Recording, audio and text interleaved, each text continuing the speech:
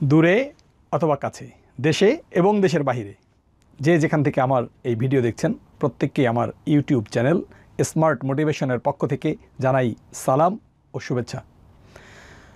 বন্ধুগণ, যারা আমরা মধ্যবিত্ত এবং নিম্ন মধ্যবিত্ত পরিবার থেকে এসেছি, দৈন্য দশা এবং এই আমাদের বেড়ে ওঠার যে প্রতিকূলতাগুলো যেন আমাদেরকে জেঁকে বসে আমাদের জীবনের সময় বাড়ার সাথে সাথে, এবং একটা সময় এমন আসে যে আমাদের চলাফেরার রাস্তা পর্যন্ত যেন বন্ধ হয়ে যায়, আমরা স্বপ্ন দেখতে ভুলে যাই।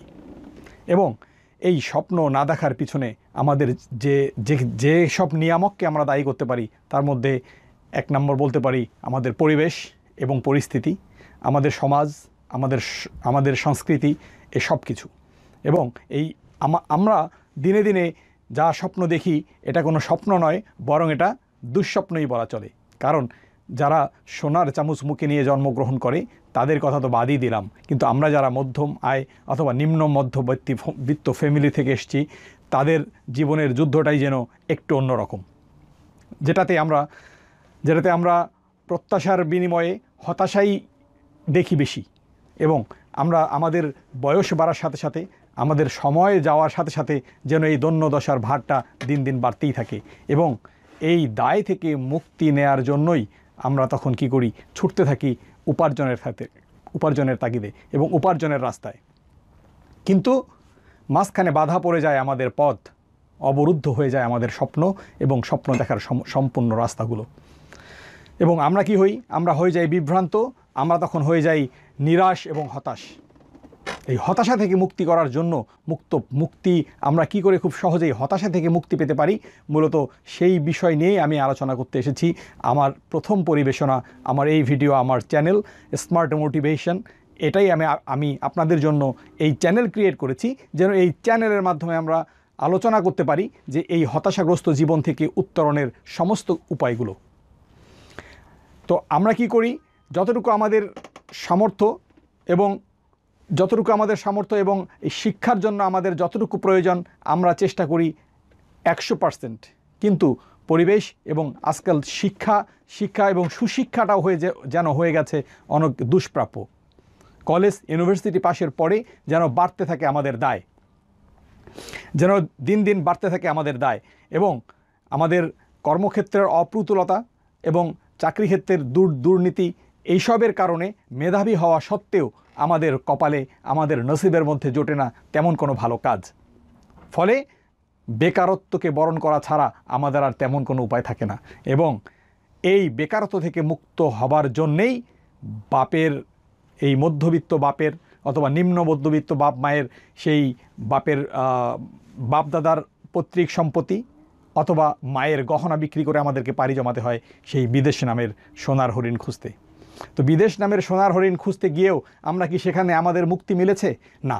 সেখানে গিয়ে দেখা যাবে যে আমরা যদি 4 লাখ, 5 লাখ, 6, 7, 8 লাখ টাকা পর্যন্ত দিয়ে আমরা যদি কোনো বিদেশে গিয়ে চাকরির সন্ধান করি, তো সেখানে গিয়েও দেখা যাবে দুর্নীতির কোনো শেষ নাই। গিয়ে ঠিকমতো নাই কাজ, ঠিকমতো পাওয়া যাবে না বেতন, ঠিকমতো সেখানে আমার ঠকে যাওয়ার অর্থাৎ আমার প্রতারিত হওয়ার সম্ভাবনাই থাকে 90%। তো তারপর কি, যদি আমি এত কষ্টের পরেও কোথাও কোনো কাজ এবং চাকরি মিলাতে পারি, তারপরেও কিন্তু আমার দৈন্যদশার শেষ থাকে না বন্ধুগণ। নাই আমার অসুস্থতা, আমার শারীরিক দুর্বলতা, আমার শারীরিক অক্ষমতা, কোনো কিছুকেই কিন্তু সেই কোম্পানি কখনো দেখে না এবং আমার দায়ভারটাও সেভাবে নেয় না। তারপর সেখানে জীবন এবং মরণের সঙ্গে বাজি রেখে আমাকে তখন ছুটতে হয় সেই টাকা আমি কিভাবে উঠাতে পারবো, ঠিক কিনা? তো তারপর কি হয়, আমি সেই টাকা উঠানোর জন্য যে 1, 2, 3 বছর সময় পাই, সেই সময়ের মধ্যে আমার কিন্তু টাকা উঠানো, আমার জীবন বাজি এবং আমি কতটুকু সারপ্লাস করতে পারবো, আমার জীবনের সঞ্চয় কতটুকু করতে পারবো, সেটা নিয়ে বড়ই সন্দিহান থাকতে হয়। এমনকি অসুস্থতা অথবা শারীরিক অসুস্থতা, শারীরিক অক্ষমতা অথবা আমার আর্থিক সংকটের কারণে এক সময় আমাকে আমার সঞ্চিত সমস্ত পুঁজি এই বিদেশের মাটিতে রেখেই কিন্তু আমাকে পাড়ি জমাতে হয় আবার সেই আমার মাতৃভূমির দিকে। তো বন্ধুগণ, আমি যেটা আপনাদেরকে বলতে চাচ্ছি যে আসলে গতানুগতিক যে নিয়ম এবং গতানুগতিক যে কাজ আমরা করছি, যে কাজ নিয়ে আমরা আমাদের জীবনে সফলতা অর্জনের চেষ্টা করছি, আসলে সেই কাজই যথেষ্ট নয়। আমাদেরকে কাজ শুধু শক্তি দিয়ে নয়, আমাদেরকে বুদ্ধি দিয়েও কাজ করতে হবে। এবং এই বুদ্ধি এবং শক্তি, এই দুটোর সমন্বয় আমরা যখন করতে পারবো, তো তখনই আমরা একটা সুন্দর স্বপ্ন এবং সুন্দর স্বপ্ন বাস্তবায়নের পথে আমরা হাঁটতে পারবো। শুধু জীবনের চাহিদা নয়, আমরা স্বপ্ন পূরণের জন্য তখন আমরা ইনশাআল্লাহ অ্যাডভান্স করতে পারবো। তো সেই কোন কোন জিনিস আমাদের শুধু জীবনের চাহিদা নয়, স্বপ্ন পূরণের চাহিদাগুলোকেও পূরণ করবে। আমরা দেশ বিদেশ এবং আন্তর্জাতিকভাবে খ্যাতি অর্জন করতে পারবো। তারপরে নিজে বিখ্যাত হতে পারবো, লোকের মাঝে পরিচিত হতে পারবো। শুধু দেশ নয়, বিদেশের মাটিতে আমরা কীভাবে ভ্রমণ করতে পারবো, তো সেসব বিষয় নিয়ে আমি আলোচনা করবো ইনশাআল্লাহ টাইম টু টাইম। বন্ধুগণ, আমরা ছোটোবেলা থেকেই পড়েছি যে well education and hard work is the key to success. Actually modern economy এই কথাটাকে মিথ্যা প্রমাণ করেছে। বলতে পারেন কিভাবে?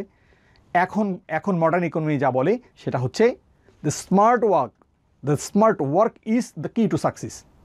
বন্ধুগণ, স্মার্ট ওয়ার্ক আর হার্ড ওয়ার্কের মধ্যে পার্থক্য আমি এতটুকু বলি যে স্মার্ট ওয়ার্কটা হচ্ছে কাঁধ থেকে উপরে এতটুকু, আর হার্ড ওয়ার্কটা হচ্ছে কাঁধ থেকে নিচে। আরে হার্ড ওয়ার্ক তো একজন রিক্সাওয়ালাও করে, ঠিক কিনা? হার্ড ওয়ার্ক একজন রিক্সা পুলার হার্ড ওয়ার্ক করে, সারা দিন রক্ত ঘামে পানি করে সে উপার্জন করে। একজন ঠেলা চালায় সেই ব্যক্তিও কিন্তু সারা জীবন একই রকম রক্ত ঘাম পানি করে কিন্তু তার জীবিকা উপার্জন করে। ইটের ভাটায় কাজ করছে মানুষ, নির্মাণ শ্রমিকরা কাজ করছে, সারা জীবন কষ্ট করেই কিন্তু তারা জীবিকা চালাচ্ছে এবং তারা অর্থ উপার্জন করছে।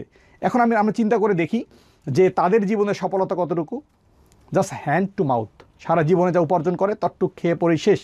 বাচ্চাদের ভবিষ্যৎ থাকে না, নিজেদের ভবিষ্যৎ, নিজেদের কোনো কল্পনা চিন্তা ভাবনা, জীবনের সব কিছু যেন নস্বাত। তো সেজন্য কষ্ট করতে হবে একটা রাইট ওয়েতে। এটাই হচ্ছে গিয়ে মূল থিওরি। অর্থাৎ সেই কষ্ট করতে হবে মাথা থেকে, কাঁধ থেকে উপরে। এতটুকু যদি আমরা করতে পারি তাহলে, যা বলছিলাম, হার্ড ওয়ার্ক এবং স্মার্ট ওয়ার্ক।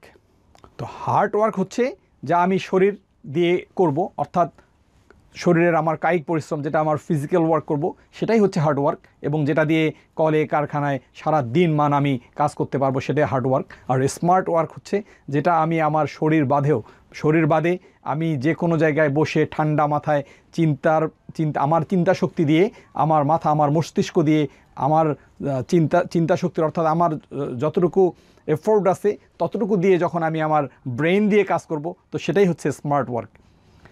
আমি সারাদিন যদি কাজ করি, আমার হার্ড ওয়ার্ক যদি আমি করি কোনো কল কারখানা, কোম্পানি অথবা অফিসে, তো সেটাতে আমি কতক্ষণ কাজ করব? 8 ঘন্টা সর্বোচ্চ 8 ঘন্টা হচ্ছে আমার ডেইলি কাজ, এবং যেটা হচ্ছে আমার চাকুরি, যেটা আমার জব। এটা হচ্ছে অ্যাক্টিভ ইনকাম। এই ইনকামটাকে আমরা বলে থাকি অ্যাক্টিভ ইনকাম। আর এই ইনকামের বাহিরে যদি আমার কোনো ইনকাম হয়, এই 8 ঘন্টার বাহিরে যদি আমি কোনো ইনকাম করি, তো সেটাই হচ্ছে আমার প্যাসিভ ইনকাম।